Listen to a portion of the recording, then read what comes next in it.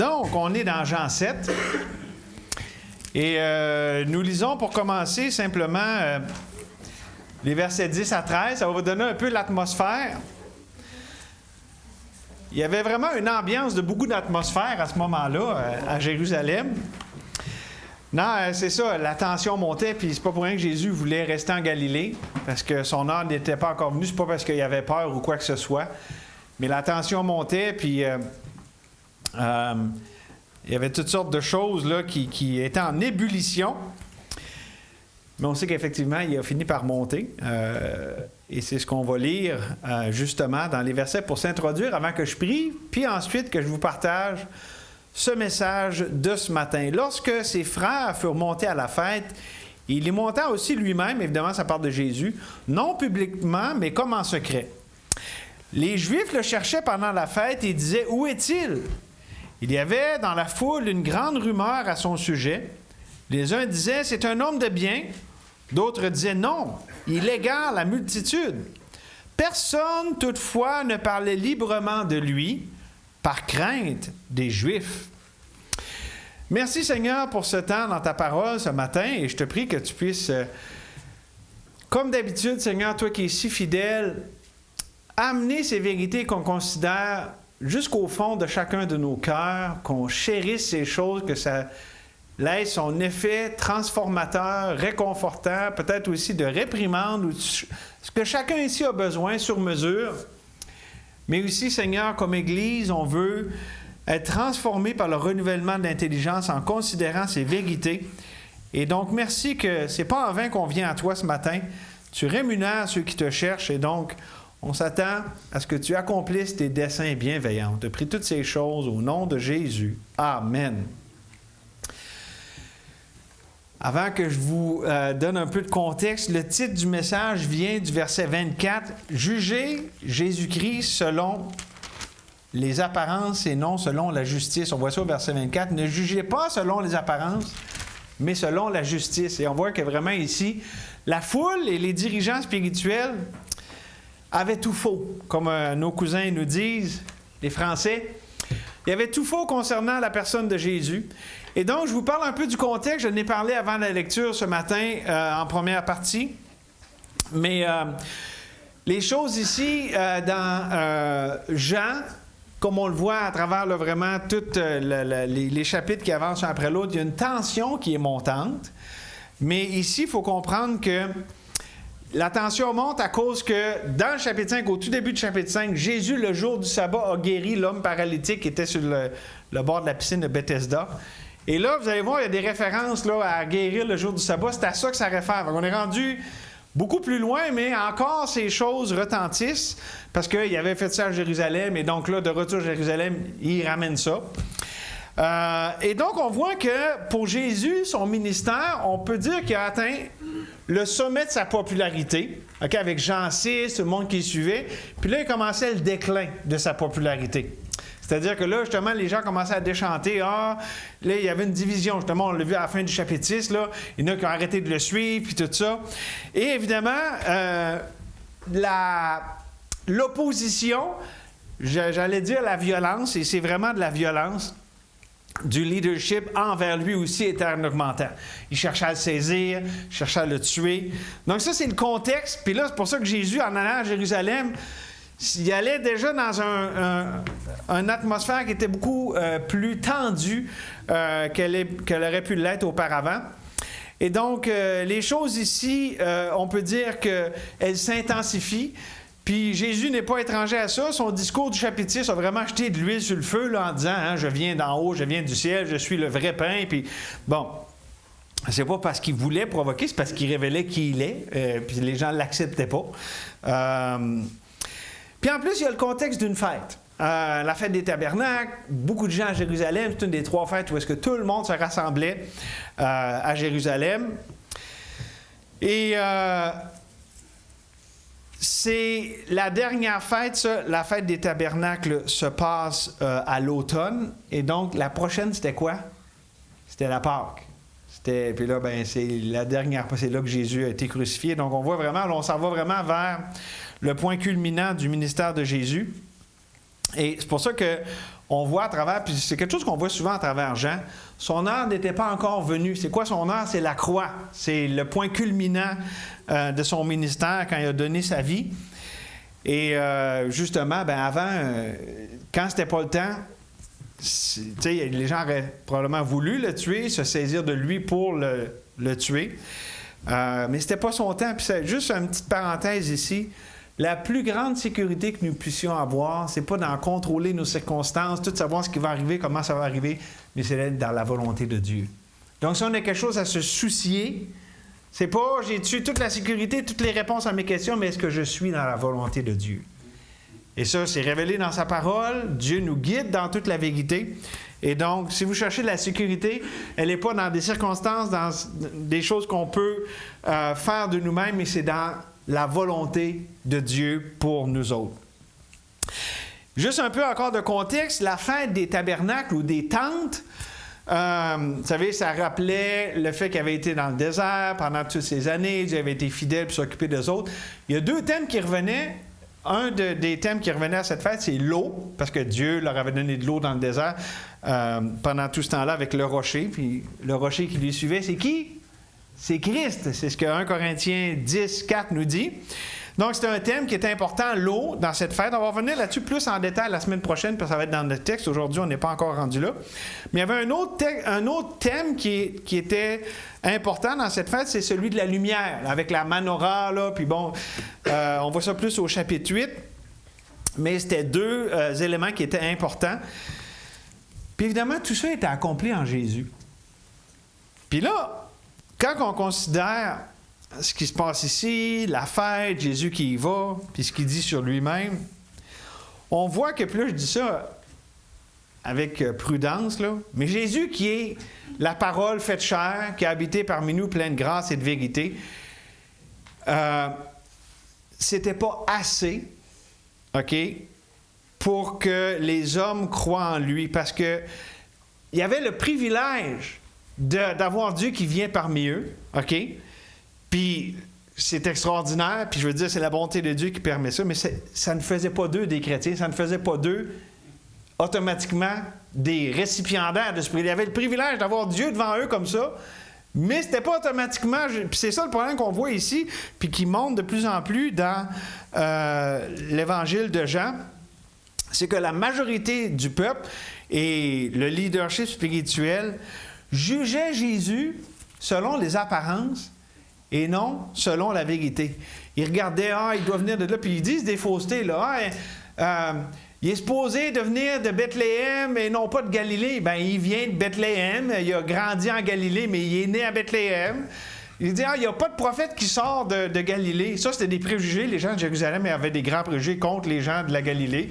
Puis le prophète Jonas nous vient, ça nous le dit parce que ça dit là, le Tishbite, là, donc ça nous donne l'endroit géographique où est-ce qu'il était, c'est la Galilée. Certains vont dire que Naoum même était aussi de cette région-là. Donc il y en a des prophètes qui sont sortis de là. C'est juste parce qu'il était, disons, il y avait un préjugé très défavorable envers cette région. Il les méprisait. Puis en plus, c'est quoi, Jésus, la majorité de ses disciples, d'où est-ce qu'ils venaient? De Galilée. Des gens qui étaient vus comme pas éduqués, pas raffinés, dans le fond, des gens pas fréquentables. Donc, ça nous donne le contexte. Donc là, Jésus se présente, puis il y a tout ce bagage-là, toute cette mise en scène, si je peux le dire, là, parce que, en tout cas, ou cette mise en place. Et Jésus se présente là-dedans, et là, il est face au jugement de la foule, et on va voir 3 mauvais jugements contre Jésus ici qui sont exercés, selon les apparences et non selon la justice, selon la vérité. Le premier jugement, ils ont jugé Jésus par la peur. On a lu les versets 10 à 13, on va les relire, surtout le verset 13. Lorsque ses frères, furent montés à la fête, il monta lui-même, non publiquement mais comme en secret. Les Juifs le cherchaient pendant la fête et disaient, « Où est-il? » Il y avait dans la foule une grande rumeur à son sujet. Les uns disaient, « C'est un homme de bien. » D'autres disaient, « Non, il égare la multitude. » Personne, toutefois, ne parlait librement de lui par crainte, par peur des Juifs. Donc, on voit ici qu'il y avait une peur ambiante. dans la ville de Jérusalem lors de cette fête. Tout le monde n'était pas trop sûr, ils n'osaient pas parler, se prononcer sur l'identité de Jésus. Et ça, je dirais que cette peur ambiante, c'est le modus operandi du monde et du diable. Est-ce que ça a changé? Pensez-vous que la peur, c'est encore une tactique qu'on voit de nos jours dans notre société? Puis, c'est pas d'hier, c'était comme ça à l'époque, c'est encore comme ça. Pourquoi? Parce que le monde et le diable se servent de la peur pour figer le monde, les incroyants, sous le contrôle de la peur, afin de garder les gens loin du contrôle de Dieu. Quand je suis dirigé par la peur, je me place sous le contrôle de la peur. Quand je suis dirigé par Dieu, je me place sous le contrôle de Dieu. C'est pour ça que Jésus a fait tout le temps l'équation. Pourquoi avez-vous peur, gens de peu de foi? Vous avez peur, vous vous laissez contrôler par la peur, vous ne marchez pas par la foi, vous laissez contrôler, diriger par Dieu. Les deux sont en opposition directe l'un à l'autre. Et Dieu, lui, quand il est au contrôle, c'est bon, c'est toujours bon parce que Dieu n'est que bon et il ne peut être autrement que bon. Mais tout le jeu du monde, c'est de jouer sur la peur pour enlever nos regards sur celui qui est bon puis essayer de nous mettre, nous autres, au contrôle de ce qui nous arrive. Puis là, on peut regarder, on peut regarder dans nos vies de façon microscopique, mais regardons même depuis, mettons, les 25 dernières années. Si on regarde le 11 septembre, la COVID, puis là, le nouveau sujet de l'heure, bon, c'est Trump avec ses tarifs, puis tout ça, puis tout le temps des choses pour nous faire peur, OK? Et tous ces moyens et ces tactiques du monde, c'est pour garder non seulement le monde, mais aussi le peuple de Dieu, parce que c'est pas comme si on s'en échappe. Nous aussi, on doit faire le choix de où on se place sous le contrôle de qui. Et donc, la tactique, c'est le moyen de garder le monde sous le contrôle de la peur au lieu du contrôle de Dieu. Mais là-dessus, j'aimerais vous lire 2 Corinthiens 5, verset 16. « Ainsi, dès maintenant, nous ne connaissons personne selon la chair. Et si nous avons connu Christ selon la chair, autrement dit, avant d'être sauvés, wow, Jésus, je sais c'est qui, on ne le connaissait pas comme personne, on savait juste c'était qui, mais donc on avait de l'information à son sujet, mais on ne le connaissait pas. OK? Donc, ça dit, si nous avons connu Christ selon la chair, maintenant, nous ne le connaissons plus de cette manière. Si quelqu'un est en Christ, il est une nouvelle création. Les choses anciennes sont passées. Voici, toutes choses sont devenues nouvelles. Dans le fond, toute l'idée de la peur, puis se placer sous le contrôle de la peur, c'est en lien direct avec comment je connais mon Dieu. Si pour moi, mon Dieu, c'est comme pour prendre les paroles d'Asaph, si pour moi, m'approcher de Dieu, c'est mon bien, et je place je place mon... Quoi donc? Dans le Seigneur l'Éternel, mon plaisir, hein? Mon refuge. Je place mon refuge dans le Seigneur l'Éternel afin de raconter toutes tes œuvres. Si c'est le Dieu que je connais, puis lorsque la détresse, les circonstances ou les choses vont mal, c'est lui mon refuge, c'est vers lui que je me tourne, bien là, je connais Dieu. Je ne le connais plus selon la chair, là, je le connais par l'Esprit, au moyen de la foi. Et ça, c'est un refuge d'une valeur sûre. Mais pourtant, quand on regarde le monde, regardez au verset 12, la foule, il y avait des rumeurs à son sujet. Toutes sortes de choses qui se disaient au sujet de Jésus. Puis ça allait de bien. Ah, c'est un homme de bien. Non, non, non. Il égare la multitude. Donc, c'est tellement changeant l'opinion des hommes. C'est chancelant, ça varie. Mais Jésus, lui, son autorité, elle est ferme, inébranlable et sans équivoque. Écoutez-le par là au verset 14 et 15. « Vers le milieu de la fête, Jésus monta au temple, il enseignait. Les Juifs s'étonnaient comment connaît-il les Écritures, lui qui n'a point étudié. » Là, on va voir ce qu'il dit dans un instant, mais on voit que Jésus déjà était reconnu comme ne parlant pas comme les autres personnes, n'enseignant pas juste comme ça à la volée. Mais il dit lui-même au verset 16, Jésus leur a répondu, « Ma doctrine n'est pas de moi, mais de celui qui m'a envoyé. » Il revient encore et toujours au Père. Donc, pourquoi il y a un enseignement ferme, inébranlable et autoritaire? Parce que c'est l'enseignement directement de Dieu. Jésus qui est venu révéler le Père. C'est pour ça qu'il a dit que celui qui m'a vu a vu le Père. Tout ce que Dieu disait, c'est en parfait accord avec ce que le Père voulait communiquer. Et on continue au verset 17, ça dit « Si quelqu'un veut faire sa volonté, il connaîtra si ma doctrine est de Dieu ou si je parle de mon propre chef. » Très important verset des Écritures. Et on voit ici comment Jésus, il marque une ligne de démarcation, où on peut dire il divise. Pourquoi? Parce que il dit, t'es soit d'un bord, t'es soit de l'autre. Tu sais, ce qu'il dit au verset 16, dans le fond, ma doctrine, au verset 17, pardon, si quelqu'un veut faire ma volonté, il connaîtra si ma doctrine est de Dieu. Autrement dit, il y a ceux qui connaissent, il y a ceux qui peuvent prétendre connaître, mais qui ne connaissent pas. C'est vraiment une idée, est-ce que tu connais Dieu réellement ou non? Puis c'est là que la ligne de démarcation se faisait. Pas les bons rituels, le sabbat par-ci ou par-là de la façon. Non, est-ce que tu connais Dieu ou tu ne le connais pas? Est-ce que tu as une relation vivante avec celui qui m'a envoyé, avec celui qui s'est révélé dans toutes les Écritures? Ou est-ce que tu fais juste, comme ça dit dans Isaïe, l'honorer de tes lèvres, mais que ton cœur est éloigné de lui? C'était pas nouveau ce que Jésus disait, là. C'est juste qu'il leur mettait vraiment en évidence devant eux comme ça. Et dans le fond, Jésus, il parle ici de connaître, mais comment celui qui veut faire sa volonté, il connaîtra. Dieu, on ne le connaît pas juste en théorie, puis avec des belles intentions, des pensées. Non, on le connaît par la foi. On le connaît lorsque on le prend au mot, puis que Dieu nous dit ça, on le croit, on va découvrir que c'est vrai. Autrement dit, on croit afin de voir. N'est-ce pas de même pour le salut dès le commencement? On sait que l'Évangile, c'est quoi? C'est que tous ont péché, sont privés de la gloire de Dieu. Il y a un seul sauveur, c'est Jésus. Il y a un seul moyen, c'est par la foi. C'est par la grâce au moyen de la foi.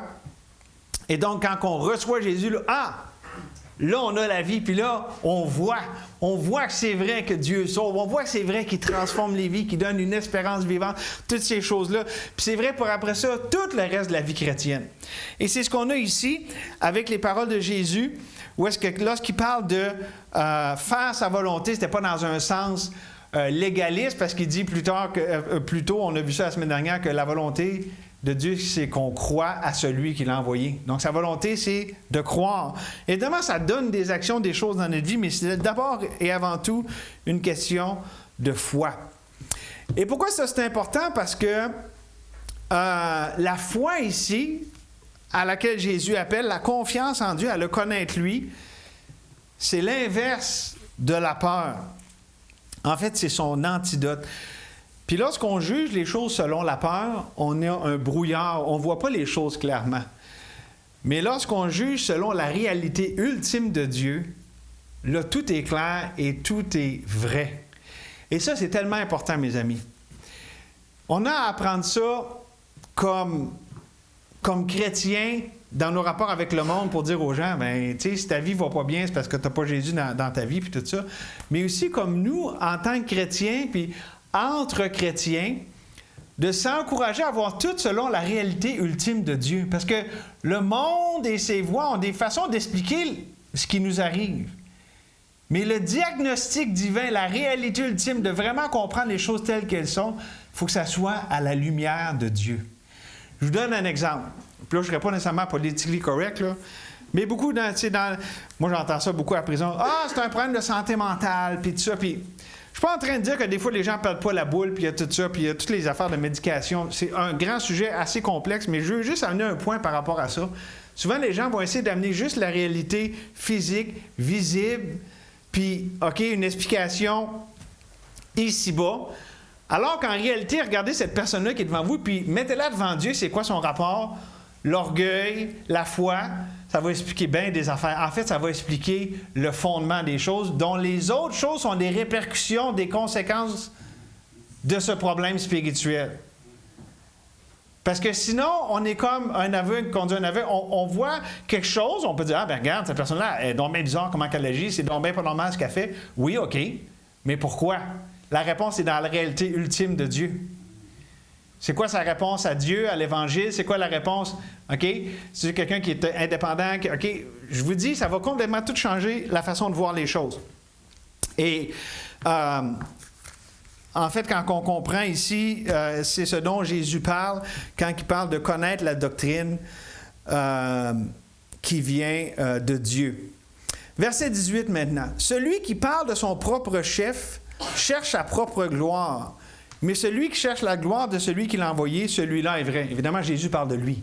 Jésus ne cherchait pas sa propre gloire parce qu'il ne parlait pas de lui-même, il parlait de tout. On a vu ça hier en Christologie. Hein? Dans la kénose, Jésus était totalement dépendant du Père et tout ce qu'il disait, c'est ce que le Père voulait qu'il dise. Il était dans cette relation de dépendance totale au Père. Et donc, tout ce qu'il disait, ce qu'il faisait, c'était la volonté de Dieu. Et ici, c'est intéressant parce que quand ça parle de rechercher sa propre gloire versus chercher celle d'un autre, bien, c'est vraiment la différence de la confiance. En qui ou en quoi je me confie. Et là-dessus, j'ai retenu pour vous expliquer, puis je vais donner un peu plus d'explications après, mais Ésaïe 64, 3 et 4, ça dit « Jamais n'a-t-on appris, ni entendu dire, et jamais l'œil n'a vu qu'un autre Dieu que toi fasse de telles choses pour ceux qui se confient en lui ou s'attendent à lui. Tu vas au-devant de celui qui pratique avec joie la justice, de ceux qui marchent dans tes voies et se souviennent de toi, mais tu es irrité parce que nous avons péché et nous en souffrons longtemps jusqu'à ce que nous soyons sauvés. » Ici, vraiment, c'est quoi que ça veut dire? Rechercher la gloire de Dieu, c'est s'attendre à lui. C'est, comme ici on le voit dans Ésaïe, se confier en lui par rapport à ce qu'il nous envoie et s'attendre à ce que Dieu atteigne ses objectifs lorsque on se confie en lui, qu'on s'attend à lui. Ou pour le dire dans les mots de Lamentation, il est bon d'attendre en silence le secours de l'Éternel. Ça, c'est dur comme humain. On aime ça souvent avoir un plan A, un plan B, puis on peut faire tout l'alphabet, dépendamment de la personne. Il y en a-tu qui sont pas pires? On va sortir les alphabet people, là, on peut en sortir une version chrétienne. Plan A, plan B, plan C, plan D, plan... OK? Puis, c'est quoi souvent? C'est, quand on y pense, c'est simplement différentes façons d'exprimer notre incrédulité envers Dieu au lieu de s'attendre à lui. Et ça, c'est dur. Moi, en tout cas, je trouve ça dur. Toi, tu trouves ça dur? On est deux à trouver ça dur. S'attendre à Dieu. Tu sais, quand que ça se passe pas aussi vite qu'on voudrait ou de la manière qu'on voudrait, puis là, dire, quoi, Dieu, je fais rien? Puis là, on va avoir toutes sortes de pensées qui vont venir. Quoi, t'es passif, tu fais rien? Bien, si on veut faire quelque chose, puis qu'on le fait de façon indépendante, on est tous bien de rien faire. C'est une question de dépendance, c'est ça l'idée de la foi, puis l'orgueil, la foi. Les deux opposés l'un à l'autre. Lorsque je suis orgueilleux, j'essaie de faire les choses par moi-même. Lorsque par la foi, dans l'humilité, je me confie en Dieu, je vais m'attendre à lui. Puis faites-vous-en pas, lorsqu'on s'attend à Dieu, il est vivant, il va nous diriger, puis il va nous dire d'avancer le pas de la foi, puis ensuite l'autre, puis ensuite l'autre. La question, c'est pas est-ce que je fais quelque chose ou non, c'est qui décide. C'est quand que ça va se passer, dans mon timing, dans ma façon, ou dans le timing, la façon de Dieu. Et c'est dur, ça, quand la menace se fait pressante, se fait de plus en plus lourde. Et donc, c'est ça. S'attendre à Dieu, c'est dans la pression que c'est là que c'est le plus dur. OK. Juste un petit... une application pour terminer ce point ce matin. Je parlais d'attendre Dieu. Mais des fois aussi, une façon qui va révéler comment on peut juger selon la peur, c'est une façon des fois qu'on ne va pas nécessairement diagnostiquer de cette manière-là. Vous savez, des fois, on peut être dur envers les autres, puis avoir du jugement envers les autres, on dit judgmental, là, avoir une attitude de jugement envers les autres, ou même envers Dieu, c'est voir, OK, ce qu'il nous envoie. Et ça, ça va révéler. Ça, là, quand on a cette attitude, ça révèle mes peurs, mon manque de foi envers Dieu, sa bonté puis sa capacité. C'est pour ça que nous, en tant que peuple de Dieu, on doit se repentir de juger des circonstances de ce qui nous arrive selon la peur. Et là, je vous donne un exemple, puis je vais vous donner le regard qu'on doit avoir là-dessus, ça va nous aider à comprendre. Vous savez, on fait tous des mauvais coups, dans le sens, pas des mauvais coups, on fait toutes des erreurs, on fait des affaires qu'on regrette d'avoir faites, OK, puis bon. Puis, quand on a une attitude de jugement, puis que les autres prennent des mauvaises décisions, puis tout ça, On peut être sévère. En fait, quelqu'un qui a une attitude de jugement est sévère envers ces personnes-là. Mais quand ça nous arrive à nous autres, c'est quoi l'attitude? Ben là, on veut que Dieu soit patient envers nous, puis qu'il y ait de la miséricorde, puis on veut aussi que les autres aient cette attitude-là, n'est-ce pas? Et ça, c'est quoi que ça va révéler? Ça va révéler la disposition de notre cœur, mais aussi, puis là, c'est pour ça que je vous encourage, lorsqu'on voit cette attitude-là dans notre vie, puis si on voit quelqu'un qui a cette attitude-là envers nous autres, on dit, il est bien dur, il juge, elle est donc bien intransigeante, OK? Ceux qui voient tous les problèmes des autres, qui s'acharnent à tout ce qui est le problème chez les autres, c'est des gens foncièrement peureux. Ça vient de la peur. Parce que ils se placent comme au-dessus de la mêlée. Hey, moi, je vois tous les problèmes. Puis on parle là des gens peureux. Mais en fait, pensez-y, là. Si on voit tout à la lumière de l'ultime réalité de Dieu, quelqu'un comme ça, puis dit, hey, lui, c'est donc bien un problème. C'est que, dans le fond, il a peur que cette personne-là cause des problèmes, puis fasse ci, puis c'est toutes des peurs sur comment ça peut virer, puis tout ça. Puis en même temps, c'est une peur aussi, ultimement, par rapport à Dieu, qui est au contrôle de tout. Puis toi, qui essayes de prendre le contrôle, puis des gens, des personnes. Et ça, mes amis, c'est un problème fondamental grand, parce que c'est ce qu'on voit ici dans l'attitude des dirigeants avec Jésus. Ils avaient peur de lui. Ils essaient de le contrôler. Puis eux-mêmes, puis ça, c'est vrai aussi, quelqu'un qui a une attitude de jugement. Quand on a cette attitude-là, on est aveugle par rapport à nos propres péchés, à nos propres patterns. On ne se voit pas aller. Et c'est beaucoup ce qu'on voit ici. Puis ça, mes amis, en tant que chrétien, il faut qu'on apprenne à mettre les mots sur les choses. Quelqu'un qui a une attitude de main, c'est pas tant que son problème, c'est qu'il y a une attitude de jugement. Non, c'est une attitude de peur puis de manque de foi envers Dieu. Tu sais, quand Moïse s'est choqué puis il a frappé le rocher au lieu de parler, là, OK? Parce que la première fois, il était frappé, c'est une image de la croix, Jésus frappé pour nous, l'eau jaillit. La deuxième fois, c'est une image de la résurrection. Hein? Lazare sort, c'est comme où est-ce qu'il allait parler puis l'eau allait jaillir. C'est quoi que Dieu a dit? T'as donc bien de la misère avec ta colère. Non, c'est pas le diagnostic divin. Et tu n'as pas cru en moi, tu ne m'as pas donné gloire, tu ne m'as pas présenté comme je veux être présenté. Fait que quand on voit quelqu'un qui a des jugements de main, son problème spirituel, c'est pas de la colère envers les autres, puis ça, c'est pas ça le problème fondamental, c'est un problème par rapport à Dieu, puis ses voies, puis un désir de contrôler par peur au lieu de laisser Dieu contrôler. Avez-vous compris mon application? C'était pour mon premier point. Juger selon la peur. Faisons attention à ça. C'est une réalité dans laquelle on peut facilement tomber. Et lorsque ça arrive, ça va nous amener au deuxième mauvais jugement, non seulement de juger selon la peur, mais on peut aussi juger selon l'erreur. Juger selon l'erreur. Dans les versets 19 à 24, d'abord les versets 19 et 20, Moïse, puis là c'est Jésus qui parle, il dit « Moïse ne vous a-t-il pas donné la loi?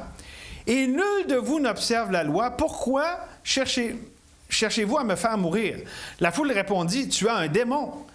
Qui est-ce qui cherche à te faire mourir? » Là, attribuer une présence démoniaque à Jésus, c'est une grave erreur. OK? Il était gravement dans l'erreur. Puis, le problème ici, évidemment, c'est qu'il ne comprenait pas Dieu, il ne comprenait pas ses voies, ni les Écritures. Il tordait ce que Jésus disait par rapport à qui il est, puis ses œuvres. Et donc, ici, il jugeait selon l'erreur. Selon l'erreur de penser que Jésus avait quelque chose de très, très reprochable, c'est-à-dire qu'il y avait un démon. Ils sont sautés vite aux conclusions. Et ce qu'on peut voir dans ça, c'est la grande vérité spirituelle que, OK, Jésus, qu'est-ce qu'il a dit? Il a dit, vous connaîtrez la vérité. Qu'est-ce qu'a fait la vérité, Jésus, lorsqu'elle nous a franchis? Si on prend l'autre côté de cette médaille-là, l'erreur, qu'est-ce qu'elle fait, elle? Elle rend esclave. Lorsqu'on juge selon l'erreur, on devient esclave de ces erreurs puis de tout le tissu de mensonges qu'on peut bâtir autour de ça. Et c'est ce qui est arrivé ici, là. Ceux qui croyaient à Jésus de plus en plus vivaient dans cette... Jésus a dit, si le Fils vous a franchi, vous êtes réellement libre. Là, il allait de plus en plus vivre cette liberté. Mais ceux qui rejetaient puis qui croyaient les erreurs, les choses erronées au sujet de Jésus, étaient de plus en plus esclaves à ça, puis à tout ce qui va... Ça a fait ça aussi l'autre jour. On va l'enlever. Et donc, Ça nous aide maintenant, si on continue à comprendre cette mentalité-là d'esclavage, parce que là, ils ont dit, t'as un démon qui cherche à te faire mourir. Puis regardez ce que Jésus dit au verset 21. Jésus leur répondit, j'ai fait une œuvre et vous en êtes étonnés. Pour rappel, c'était quoi l'œuvre? De quoi il parle ici? C'est quoi l'œuvre? Guérit le gars le jour du sabbat qui était sur le bord de la piscine de Bethesda. OK? C'est de ça qu'il parle. Puis il continue. Moïse vous a donné la circoncision, non qu'elle vienne de Moïse, car elle vient des patriarches, parce qu'on sait, c'est vrai que c'est venu avant, on voit ça dans Genèse. Et vous circoncisez un homme le jour du sabbat.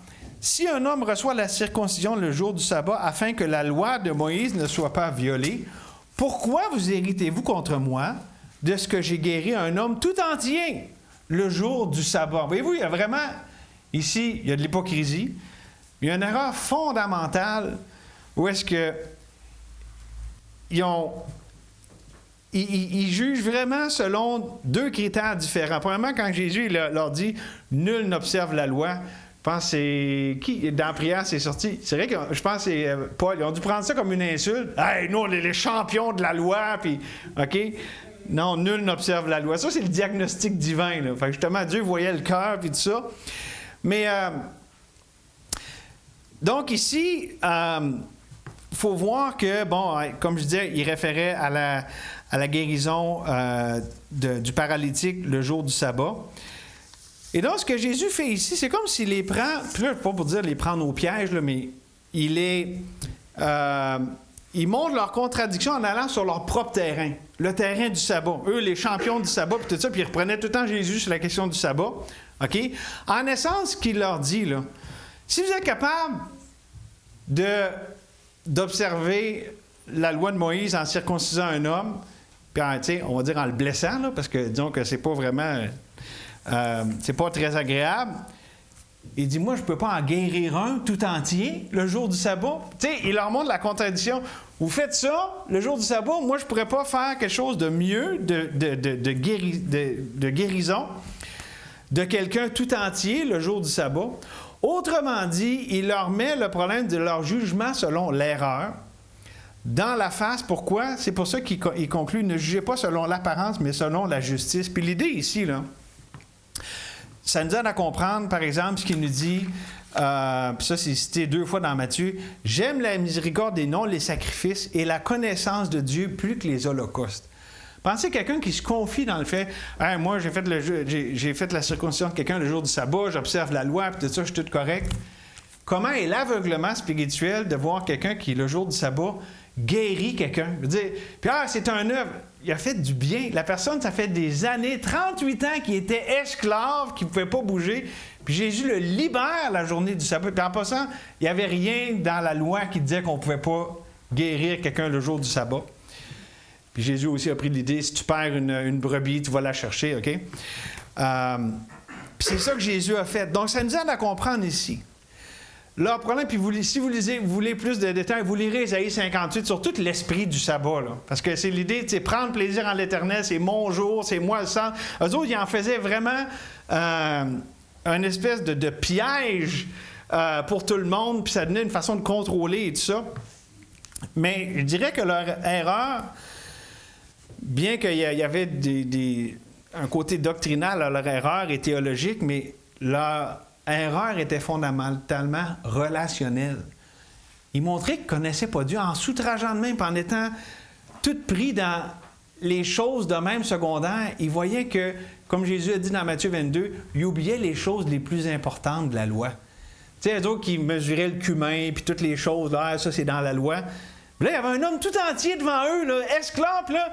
Il s'outrageait que Jésus fasse du bien. Voyez-vous comment il était complètement à côté de la plaque, alors que Jésus leur met ça devant les yeux. Et dans le fond, il était dans l'aveuglement spirituel, dans l'orgueil, dans l'autosuffisance. C'est ça le problème lorsqu'on juge selon l'erreur. On s'en remet souvent à des barèmes qui ne sont pas bibliques, puis on peut se camper là-dedans. Et je dirais une application là-dessus. Faisons attention. Vous savez, les milieux chrétiens sont connus pour ça. Il faut faire attention à ce qu'on entend et ce qu'on répète. Tu sais, des fois, quelqu'un d'une autre église, on peut entendre « Ah, sais-tu quoi, il a fait ça, il a dit ci, puis tout ça. » Allez aux sources premières. Connaissez-vous le journalisme? Les sources primary sources, comment on appelle ça? Les sources premières, les sources primaires. Parce que nous autres, je vous dis ça de connaissance de cause, des fois, il y a des gens qui vont répandre toutes sortes de choses, puis c'est même pas vrai. Ils ont entendu ça de quelqu'un ou d'un autre, puis d'un autre. Vous savez, s'il y a quelque chose que vous entendez, puis moi, je me rappelle à un moment donné avec un frère, j'avais entendu, puis tout, puis finalement, j'ai été le voir, j'ai dit, frère, je te demande pardon, puis j'ai entendu des affaires, je l'ai cru, puis je l'ai répété, puis c'était même pas vrai. Puis j'étais allé m'humilier, puis c'est quoi? Après ça, j'étais libéré. Mais faisons attention parce que des fois, on peut juger selon l'erreur. C'est même pas vrai ce qu'on a entendu, puis on le répète. Là, on devient beaucoup plus une partie du problème, puis on répand ça. Ça fait pas du bien, ça donne pas l'honneur au Seigneur. En fait, ça devient une occasion même pour ceux qui connaissent pas Dieu de s'attaquer à Dieu puis à son peuple. Donc, qu'on se tienne loin de tout ça. Puis en passant, c'est pas très édifiant de toute façon. C'est les œuvres de la chair. Si on est contrôlé par l'Esprit, si quelqu'un vous arrive avec quelque chose, là, on peut demander à Dieu, Dieu, c'est quoi tu veux que je fasse avec ça, là? T'sais? Peut-être que si la personne nous parle de ça, t'as-tu parlé au premier concerné? Si tu es prêt à en parler aux autres, est-ce que tu as parlé à la personne qui... Souvent, c'est ça, quelqu'un peut parler à tout le monde d'un problème, puis il n'est pas aller voir la personne première concernée. Fait qu'elle fait pas... Elle ne règle pas le problème, elle fait que le empirer. Donc, que Dieu nous dirige à répondre par l'Esprit à ces manifestations de la chair. Ça m'amène au troisième faux jugement, mauvais jugement. Juger par la terreur. Regardez le verset 25. Quelques habitants de Jérusalem disaient, « N'est-ce pas celui qu'il cherche à faire mourir? Voici, il parle librement et ils ne lui disent rien. Est-ce que vraiment les chefs auraient reconnu qu'il est le Christ? Cependant, celui-ci, nous savons d'où il est, mais le Christ, quand il viendra, personne ne saura d'où il est. » Mais le verset 25, hein, il cherche à le faire mourir, puis c'est pas la seule fois, ça dit ici au verset 25, on a vu ça tantôt, verset 19 et 20, Jésus qui dit « Vous cherchez à me faire mourir ». Ici encore, c'est répété. Au verset 30, verset 32, il essaie de le saisir, puis c'était pas le saisir pour « on veut te poser des questions, on est des amis ». Non, non, il voulait le saisir dans des vues hostiles, d'y donner un faux tribunal, puis finalement de l'inculper comme étant coupable. Donc ça, c'est l'atmosphère spirituelle, OK? Une atmosphère de terreur. Pour ça, tout le monde avait peur. Tout le monde était ses dents parce qu'il y avait une hostilité persistante envers Jésus. Un rejet non repentant de la vérité de Jésus-Christ. Et ça devait être terrible, l'atmosphère. Mais c'est une fête, imaginez-vous, belle fête, hein? Quand il y a une atmosphère de même. Et ici, l'idée, là, avec l'idée de la terreur puis l'atmosphère que je vous décris ici, c'est que les gens voulaient, les leaders religieux spécialement, là, mais les gens aussi de la foule qui embarquaient là-dedans, voulaient prendre les choses en main concernant Jésus, contrôler et s'ériger ainsi dans leur indépendance face à Dieu. Au lieu de se placer sous l'autorité de Dieu, ils voulaient prendre l'autorité sur Dieu et celui qui a envoyé Jésus-Christ. Et ça, c'est comme ça que ça marche, que lorsqu'on juge selon la terreur, lorsqu'on est rendu... Il y a un endurcissement, il y a une escalade ici, là, dans l'endurcissement du cœur, dans les 3 points du message d'aujourd'hui.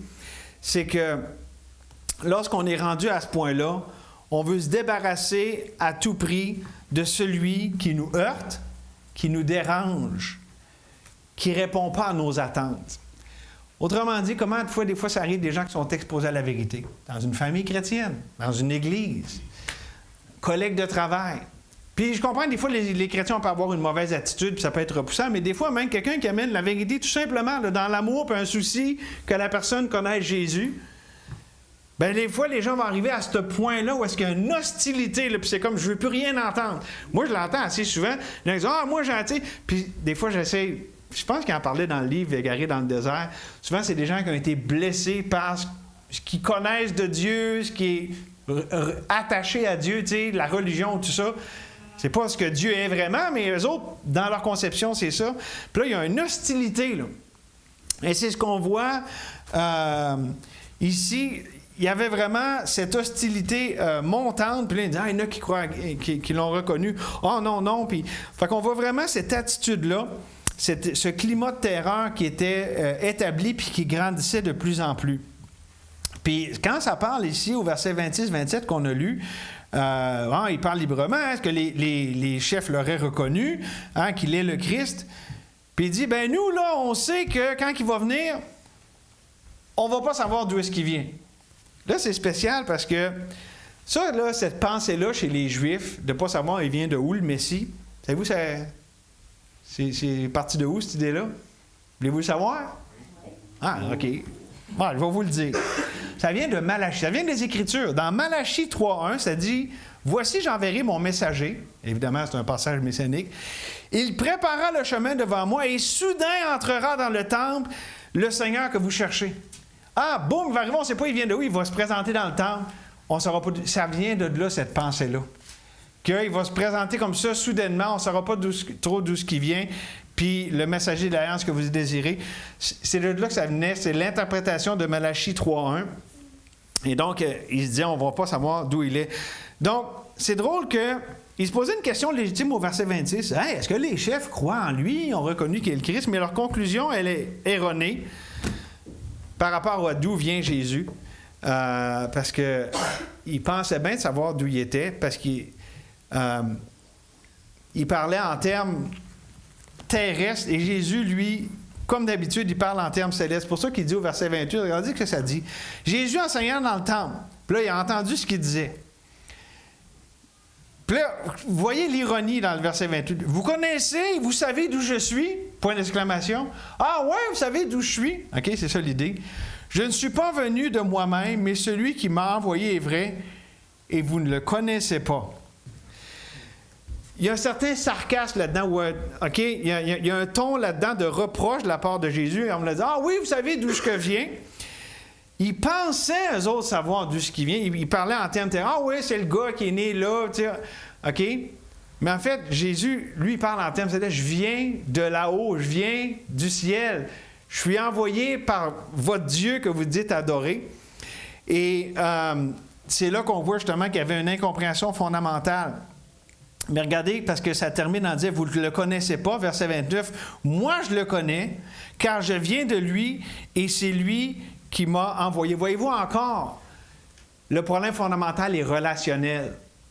Tu sais, avec le sabbat et tout ça, on va lui montrer qu'il ne connaissait pas Dieu, puis encore là, on sait d'où il vient. Non, non, si tu connaissais celui qui m'envoie, tu saurais d'où je viens.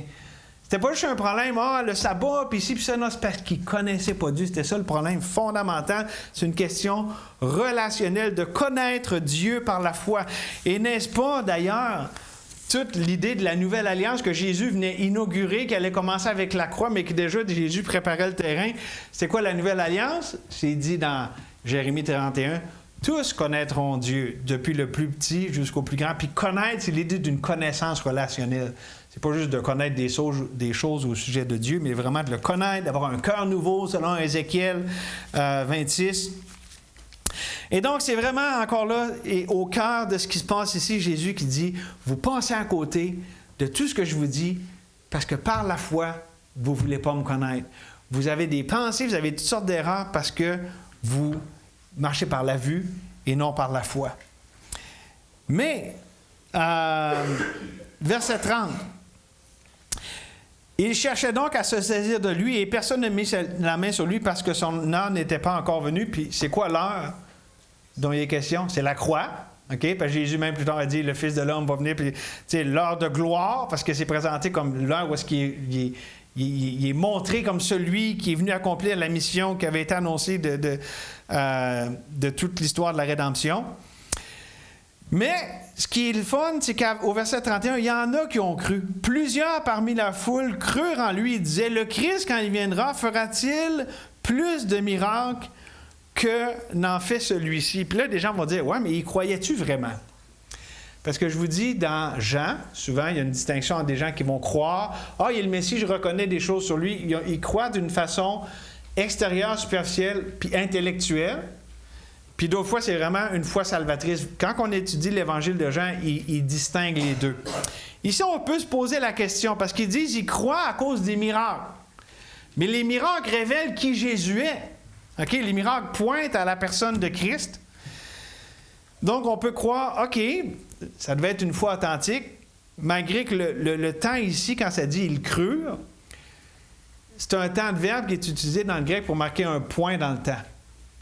C'est-à-dire, aoris, là, ceux qui connaissent un peu, c'est-à-dire, tu sais, on écrit une phrase, puis à la fin, on met un point.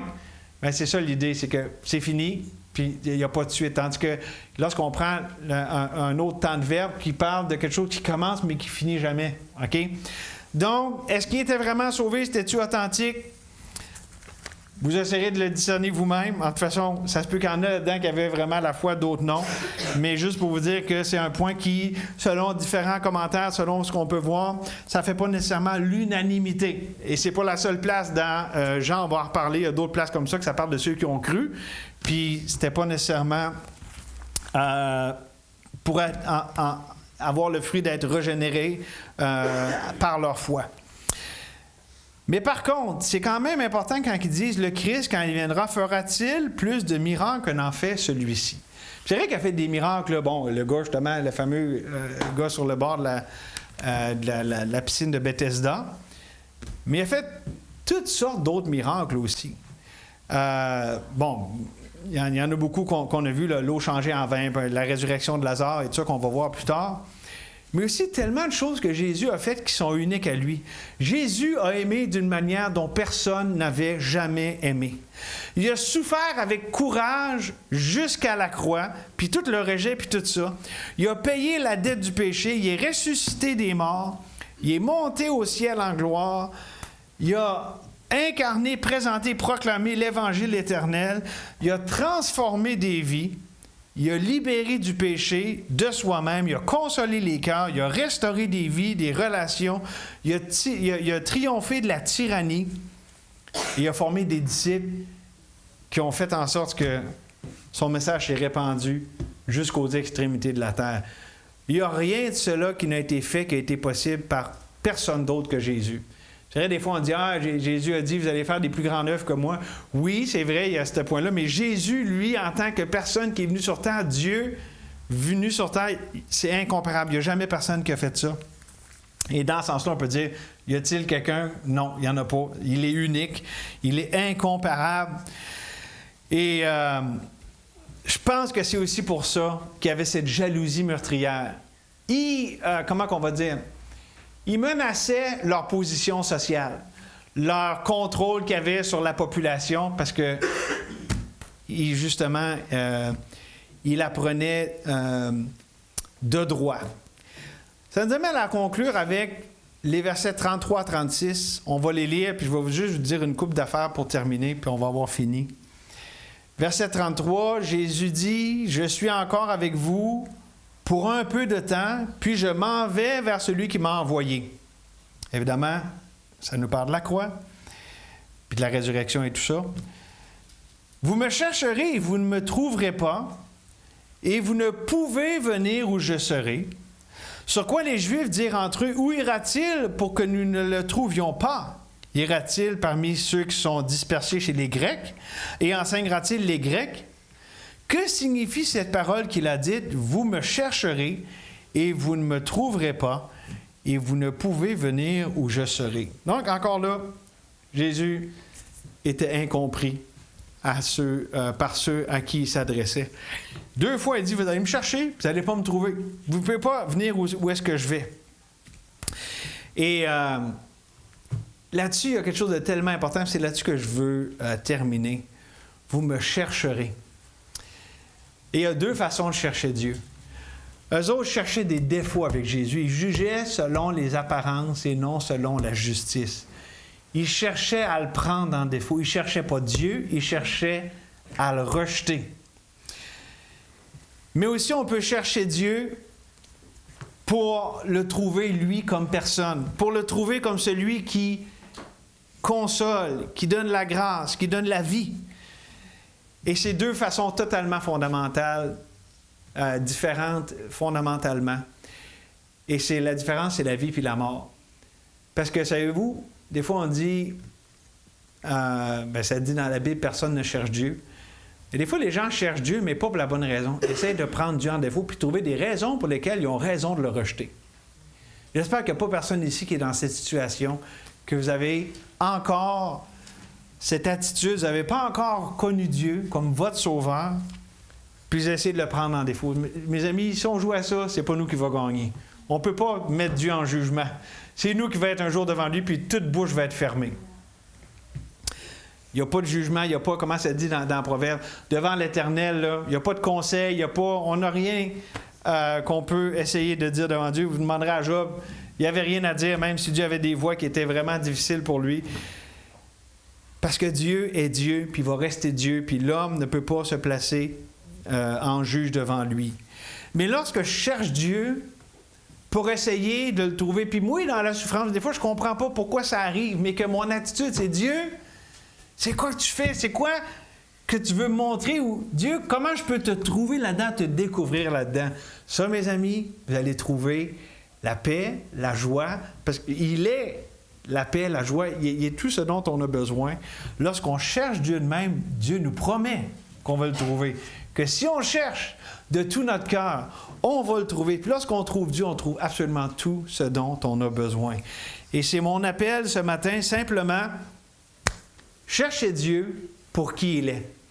Puis c'est vrai pour quelqu'un qui n'est pas encore sauvé, de le trouver pour notre Sauveur, mais c'est vrai pour tous les enfants de Dieu, de le trouver dans le milieu de ce qu'il nous envoie, dans le milieu de nos circonstances, pour qu'on découvre sa grâce suffisante, qu'on découvre comment il est fidèle et il ne nous abandonne jamais. Il est toujours au rendez-vous.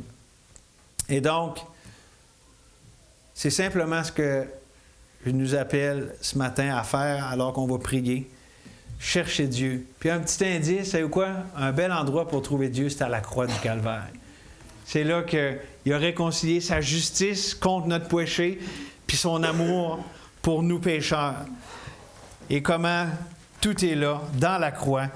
Et il est vivant maintenant pour sauver quiconque s'approche de lui par la foi. Il est vivant aussi pour délivrer son peuple de ses péchés. Merci Seigneur pour ce temps ce matin, avec ta parole qu'on a pu considérer avec ces moments tendus. Le ministère de Jésus, c'était pas un long fleuve tranquille. En fait, c'était tumultueux. Il y avait toutes sortes de rejets, même de la violence. Mais merci pour ta patience. Merci, Seigneur, que tu t'es laissé trouver. Et Seigneur, je te prie que ce matin, alors qu'on conclut notre temps dans ta parole, qu'on puisse te chercher de tout notre cœur et pas s'arrêter aux apparences, à ce qu'on peut voir de nos yeux, entendre de nos oreilles, selon la chair, mais qu'on puisse te chercher par la foi et prêter l'oreille à ce que toi tu dis dans ta parole, afin, Seigneur, de laisser ta grâce se manifester. On veut ajouter foi à ce qu'on a entendu, afin que ça porte du fruit pour toi, pour ta gloire. On te prie toutes ces choses au nom de Jésus. Amen.